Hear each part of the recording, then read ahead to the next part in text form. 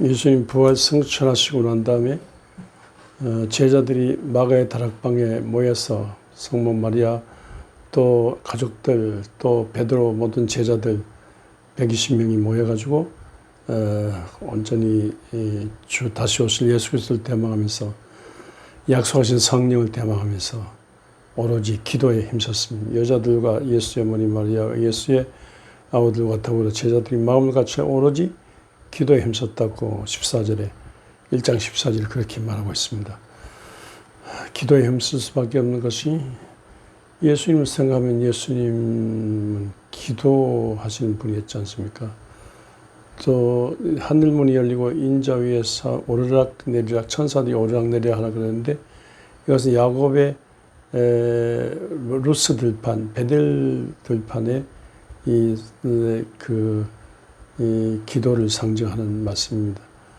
야곱의 소원이 하늘로 올라가고 야곱을 향한 하나님의 축복이 내려오는 이건 야곱이고 또 야곱의 변명인 이스라엘 민족입니다. 이스라엘 민족의 소원이 하나님께로 올라가고 이스라엘 민족을 향한 하나님의 축복이 내려오는 이게 하늘과 통하는 기도입니다. 예수님도 이스라엘의 아브라함의 후손, 야곱의 후손으로 이스라엘의 맥을 타고 오신 예수님께서도 예수님이 이 기도, 야곱의 창세기 28장의 그 사다리처럼 하늘과 통하는 기도 사다리로 이렇게 오셨습니다. 요한복음 1장 끝절에서 하신 말씀이죠. 이렇게 예수님은 이렇게 기도 사다리로 오셨기 때문에 예수 이름으로 하나님께 매달리고 또 예수 이름으로 하나님의 축복을 사모하면서 제자들은 기도했습니다. 그리고 무엇보다도 예수님께서 기도의 본을 보셨잖아요. 새벽에 미명에 마가복음 1장 35절에 보면 새벽 미명에 기도하시고 또 누가복음 6장 12절에 보면 새벽 철야기도 하시고 또 복음서 첫머리 보면 금식하며 기도하셨습니다. 그리고 산에 가서 복음서에 보면 산에 가서 기도하시고 또 습관을 따라 기도하셨습니다. 예수님의 여러 가지 특징 중인데 그 중에 하나가 기도하시는 분이었습니다. 예수님이 그렇게 기도로 본을 보이셨기 때문에 예수님 생각하며 기도할 수밖에 없었습니다. 그래서 예수 이름으로 하나님 아버지께 기도했습니다. 또 항상 기도하고 낙심하지 말라 하셨으니까 이 낙심되는 일이 많지만 기도한 중에 하나님의 은혜를 사모했습니다. 그리고 구하는 자에게 성령 주신다고 11장 누가복음 11장 13절에 말씀하셨습니까? 약속하신 성령을 기다려야 했으니까 성령 받기 위해서 그렇게 기도했습니다. 무엇보다도 기도에는 이런 이유가 나갈 수 없다고 했습니다. 기도할 때만이 이 예수님 안 계신 때에 성령 받을 뿐만 아니라 악한 마귀 귀신을 제어할 수 있습니다. 이 신앙을 넘어뜨릴 악한 것들을 대적하는 악한 마귀 이단들을 악한 마귀를 대적하는 것은 이기는 것은 기도뿐인 줄 알고 그렇게 오로지 저녁 기도에 힘썼습니다. 기도하는 자만이 하나님의 말씀을 들을 수 있고 기도한 자만이 확신을 갖게 되고 기도한 자만이 예수를 이 성령으로 경험할 수 있습니다. 그래서 전혀 기도에 힘을 썼습니다.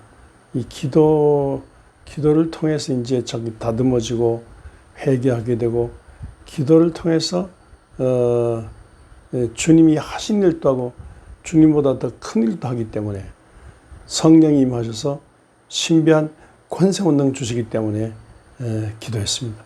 세상에서는 환난을 당하나 담대하라 내가 세상을 이겼노라 하시는 주님. 그러니까 세상을 이기는 것은 하나님의 성령을 받고 기도한 수밖에 없다 생각해서 기도했습니다. 이 전심으로 기도한 자에게 하나님께서는 능력을 베푸시고 그 능력을 받은 자들이 크게 믿고 크게 일하기 때문에 기도했습니다. 기도로 부활하신 예수 그리스도를 성령으로 체험하는 이 길밖에 다른 길이 없기 때문에 기도했습니다. 그래서 제자들은 예수님의 기도 학교에 입학해서 3년 동안 기도를 배웠다고 생각합니다. 예수님께서 기도를 가르치는데 기도 배운 예수님의 제자들이 이 기도를 그대로 함으로써, 그대로 이어감으로써, 좀 기도함으로써 이 예수님 이후에 세상을 책임져 주셨습니다. 대책이 무슨 대책이, 예수님 부활승천 이후에 대책인데 무슨 대책이 있습니까? 아무 대책이 없어요. 이 암몬, 모압, 이 연합 군대가 쳐들어왔을 때 여호사밧이 나 아무런 대책도 없고 어찌할 바를 모릅니다. 그랬는데 무능하고 아무 대책 없는데 오직 여호사밧은 금식하며 기도했습니다. 그때 하나님께서 개입하셔서 그 전쟁 연합군 세력을 이길 수 있었습니다. 그러니까 대책 예수님 부활승천하시고 있는데 하셨는데 고아와 같이 버려두지 않으시고 성령 보내시다 하시니까 그 약속 믿고 그냥 기도하는 거예요. 대책이 뭐냐? 기도하는 대책뿐입니다. 많은 분들이, 많은 교회들이 교회 부흥 발전 말하지 않습니까?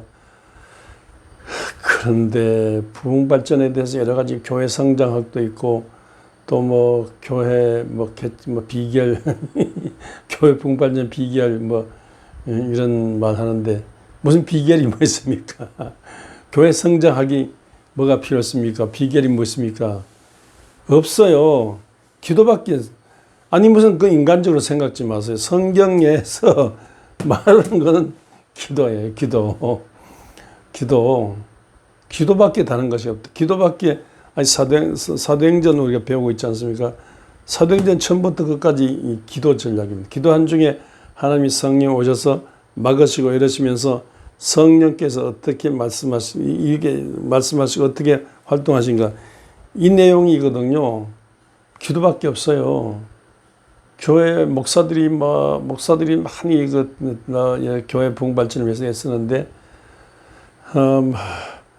목사들이 기도해야죠.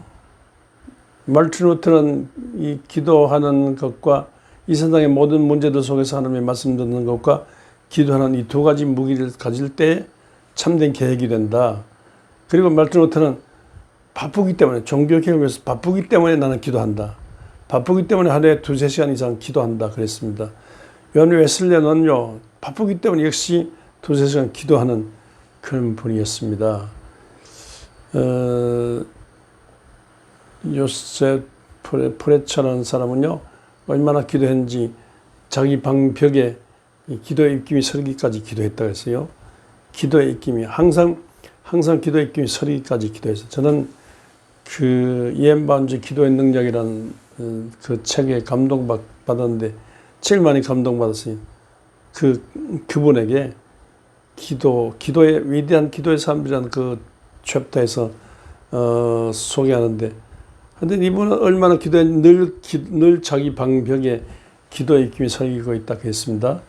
그런데 이렇게 그래서 늘 기도의 입김이 서려 있다 생각했는데, 그래서 제가 원주 영광교회 처음 부임했을 때 43년 전에 부임했을 때 우리 교회는 조그만 교회니까 낡은 땅 100평, 낡은 흙벽돌 50평 건물, 그 안에 큰 화장실도 있고, 화장실 잘못해가지고 화장실도 있고, 사무실도 있고, 사찰, 교회 관리, 사무실, 지키는 집도 있고. 이게 너무너무 좁은 교회였습니다. 근데 21년간 안 된 교회에 될 수 있습니까? 안 돼요. 21년간 제자리 걸으면 망한 교회인데 될 수 있습니까? 그래 제가 21년 만에 제가 와가지고는, 제가 어떤 사람은 어떤 영광교회 개척했다는데 제가 개척한 게 아니에요. 21년 전에 기독교 원목실에서 개척한 교회인데 21년간 안 된 교회였습니다. 그런데 제가 와가지고 무슨 대책이 있습니까? 교회 부흥 발전에 대책이 없어요. 나라 민족에 그 당시에 광주 항쟁 때인데 나라 민족의 상황도 어렵고 교회는 전혀 부흥될 가능성이 없어요. 20년 안 된 교회인데. 그런데 저는 한 가지 대책이 있다고 생각했습니다. 그건 기도.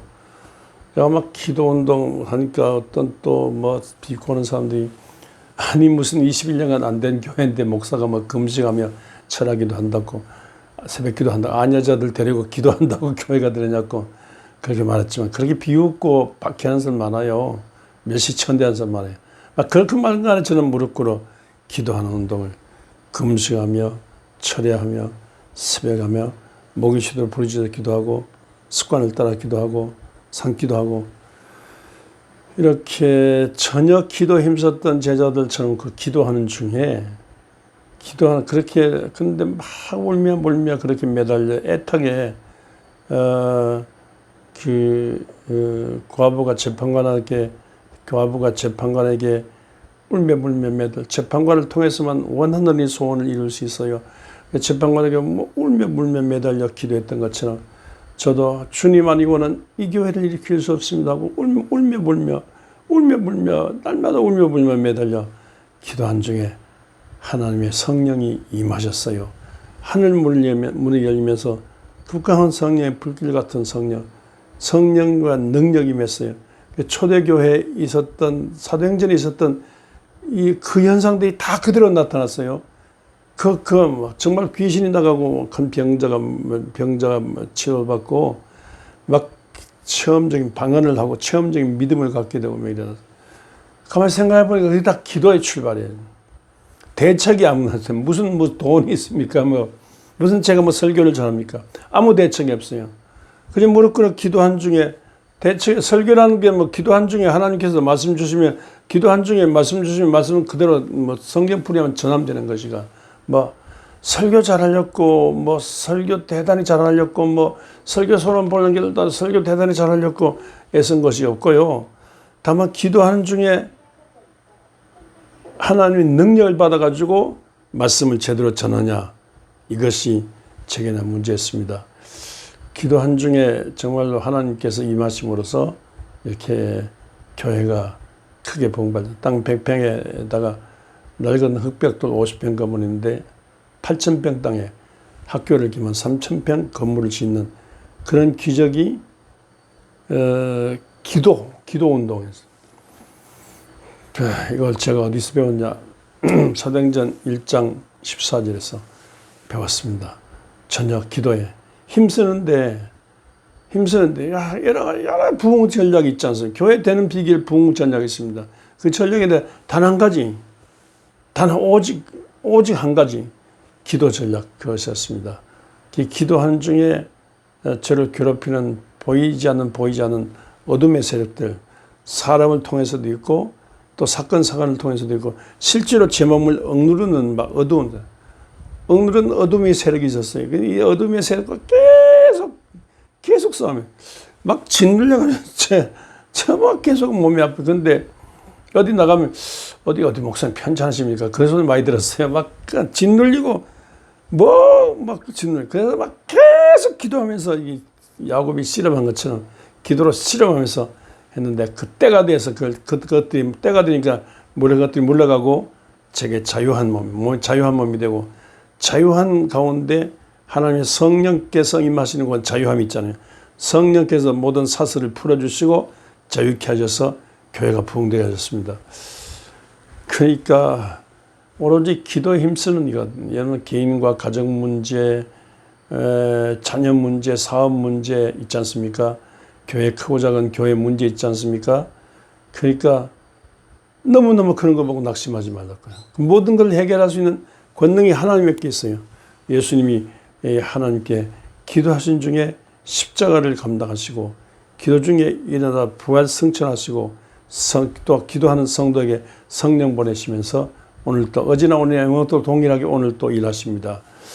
초대교회 성도들이 이렇게 기도하는 중에 저녁 기도에 힘쓰는 중에 살아계신 하나님의 성령으로 체험 예수님이 기도를 본받는 중에 그대로 기도를 본받는 중에 하나님의 성령에 나타난 능력을 경험했던 것처럼 그래서 초대교회 부흥발전은 기도하는 예수님 부활 승천하시고 난 다음에 고아처럼 버려두지 않고 성령 주신다 했으니까 성령 받고 예수님이 한 일도 하고 예수님보다 더 큰 일도 하는 그런 일은 사도행전에 기록되는데 이런 예수님 이후에 아무 대책이 없는데 기도함으로 가능했습니다.